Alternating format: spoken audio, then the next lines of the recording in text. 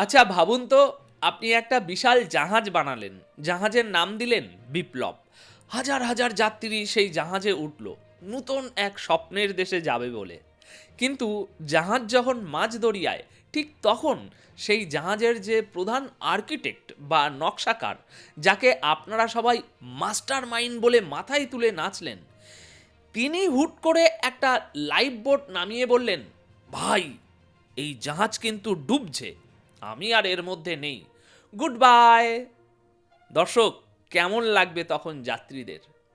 ঠিক এই মুহূর্তে বাংলাদেশের রাজনীতিতে এনসিপি বা নাগরিক পার্টির অবস্থা হয়েছে টাইটানিকের ওই যাত্রীদের মতো। যে ক্যাপ্টেনের ভরসায় আপনারা দলটাকে সমর্থন দিয়েছিলেন, সেই তাত্ত্বিক গুরু মাহফুজ আলম এখন বলছেন, আমি এই এনসিপির কেউ না।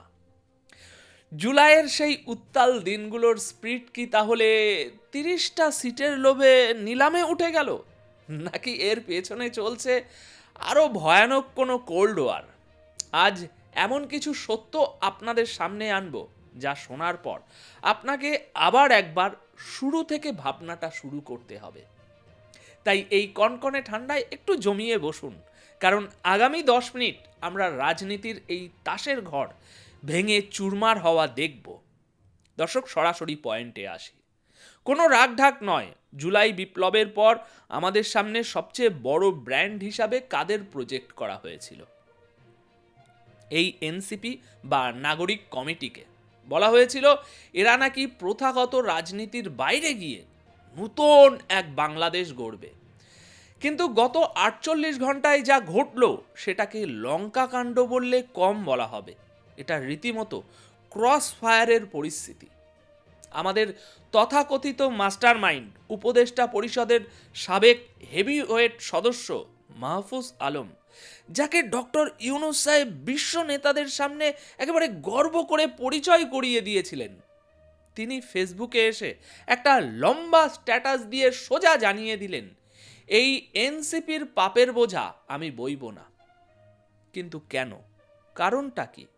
শুধুই আদর্শ, নাকি এর পেছনে ক্ষমতার ভাগবাটোয়ারা?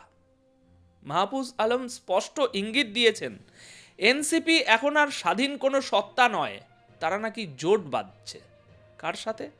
জামাতে ইসলামীর সাথে। দর্শক, এখানে খুব খেয়াল করুন, যে দলটা শুরু হয়েছিল ফ্যাসিবাদের বিরুদ্ধে সাংস্কৃতিক লড়াই আর সামাজিক ন্যায় বিচার প্রতিষ্ঠার স্লোগান দিয়ে, আজ তারা নাকি মাত্র 30টা আসনের জন্য জামাতের পকেটে ঢুকে গেছে। বিষয়টা এমন দাঁড়িয়েছে যে বাঘের চামড়া গায়ে জড়িয়ে যারা শিকারে নেমেছিল, দিন শেষে দেখা গেল তারা আসলে সার্কাসের পোষা বিড়াল হতে চাইছে। মাহফুজ আলমের এই সরে যাওয়াটা সাধারণ কোনো ঘটনা নয়। তিনি যখন বললেন, আমি এনসিপির অংশ হচ্ছি না কারণ আমার লং স্ট্যান্ডিং পজিশন ধরে রাখা জরুরি, তখন বুঝতে হবে ডাল মে কুছ কালা হে। দর্শক, এর মানে কি জানেন? এর মানে হলো, জাহাজের তলায়, মানে একেবারে তলদেশে যে বড় ছিদ্রটি তৈরি হয়েছে, সেটা এই মাস্টার মাইন্ড সবার আগে টের পেয়েছেন। তিনি বুঝতে পেরেছেন এই প্রজেক্ট ফেল করেছে। তাই ডুবন্ত জাহাজ থেকে ইঁদুর যেভাবে সবার আগে লাফ দেয়, ঠিক সেইভাবেই তিনি নিজের ক্লিন ইমেজ বাঁচাতে সেটা এখন সটকে পড়ছেন। কিন্তু প্রশ্ন হলো, এই যে এতদিন ধরে তিনি পরামর্শ দিলেন, পলিসি ঠিক করে দিলেন, তখন কি তিনি জানতেন না এই দল কোন দিকে যাচ্ছে? এখন যখন দেখছেন পাবলিক সেন্টিমেন্ট উল্টে যাচ্ছে, তখন তিনি নিজেকে সাধু সাজাচ্ছেন। এটাকে পলিটিক্যাল সায়েন্সের ভাষায় বলে ক্যালকুলেটেড এক্সিট। এবার আসি দ্বিতীয় বিস্ফোরণে। মাহফুজ আলম যদি হন এই নাটকের পরিচালক, তবে এই নাটকের নায়িকা ছিলেন তাসনিম জারা, এনসিপির পোস্টার গার্ল। সোশ্যাল মিডিয়ায় যার জনপ্রিয়তা দেখে মনে হতো তিনি দাঁড়ালে হয়তো ভাই ল্যাম্পপোস্টও জিতে যাবে। কিন্তু হায়, তিনিও টাটা বাই বাই বলে দিলেন। তাসনিম যারা কেন দল ছাড়লেন? তিনি ফেসবুকে খুব সুন্দর করে গুছিয়ে লিখেছেন, দলীয় রাজনীতির ফ্রেমে আমি আটকা পড়তে চাই না, আমি স্বাধীনভাবে জনগণের সেবা করতে চাই। শুনতে খুব ভালো শোনায়, তাই না?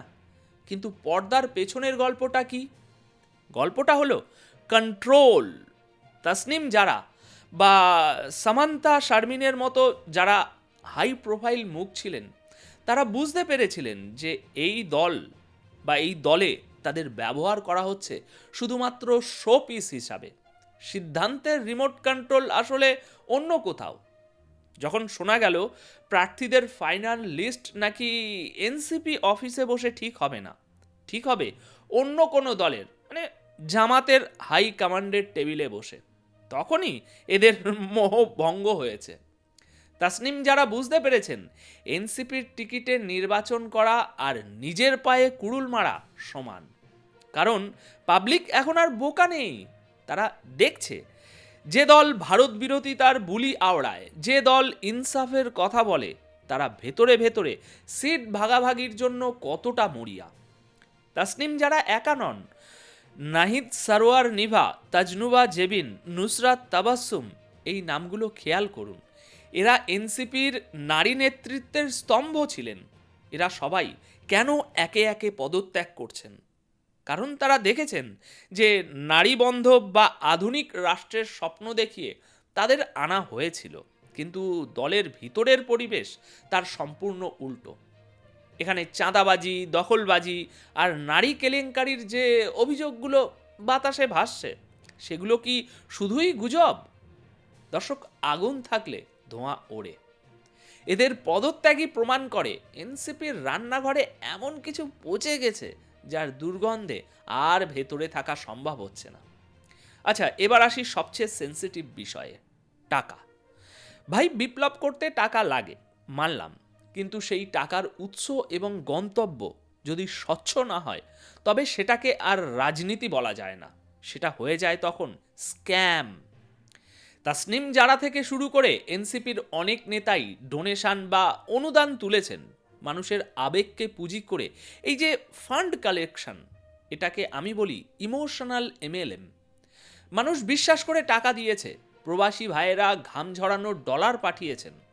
এখন যখন আপনারা দলই করছেন না বা দল ভেঙে খান খান হয়ে যাচ্ছে, তখন এই পাবলিকের টাকার কি হবে? তাসনিম যারা বলেছেন যারা টাকা ফেরত চান তারা আবেদন করলে ফেরত পাবেন। বাহ, চমৎকার লজিক। ব্যাংকে টাকা জমা দেওয়ার সময় তো ফর্ম ফিল আপ করতে হয়নি, এখন ফেরত নিতে গেলে আমলাতান্ত্রিক জটিলতা। আসল সত্যিটা কি জানেন? বাজারের গুঞ্জন হলো এই ডোনেশনের আড়ালে আসলে অনেক কালো টাকা সাদা করা হচ্ছে।